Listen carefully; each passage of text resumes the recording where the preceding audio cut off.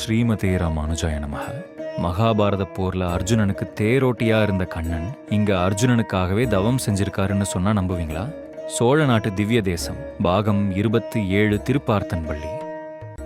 பார்த்தன் கட்டிய பள்ளி. மகாபாரத போர் முடிந்து தீர்த்த யாத்திரை வந்த அர்ஜுனனுக்கு தாகம் எடுத்த போது அந்த பகுதி முழுவதும் தண்ணீரே இல்லை. அப்பொழுது கண்ணன் ஒரு சிறுவனாக வந்து தன் கையில் இருந்த வாளால் பூமியை ஒரே ஒரு கீறி கீறினார். அங்கிருந்து கங்கை நீர் பீறிட்டு வந்ததாம். அந்த இடம்தான் இந்த கோயிலின் எதிரே இருக்கும் கட்வ தீர்த்தம்.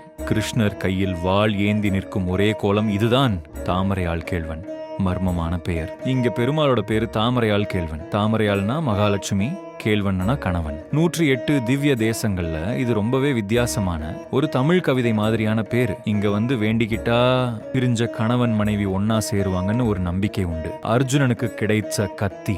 பொதுவா பெருமாள் கையில சங்கு சக்கரம் தான் இருக்கும். ஆனா இங்க அர்ஜுனனுக்கு தாகம் தீர்க்கவும் எதிரிகளை வீழ்த்தவும் ஒரு வாள் ஏந்தி காட்சி தர்றாரு. அதனாலதான் இங்க வந்து வேண்டிக்கிட்டா நம்ம வாழ்க்கையில இருக்கிற சிக்கல்கள் எல்லாம் ஒரு வாள் மாதிரி வெட்டி எறியப்படும். அடுத்த பகுதியில 28வது தலம் பத்தி பார்க்கலாம். இது போன்ற 108 திவ்ய தேச யாத்திரைகள், 276 சிவாலய யாத்திரைகள், 51 சக்திபீட யாத்திரைகள், காசி கயா யாத்திரைகள், ஷீரடி யாத்திரைகள் போன்ற ஆன்மீக பயணங்களுக்கு ரங்கா ஹாலிடேஸை தொடர்பு கொள்ளவும்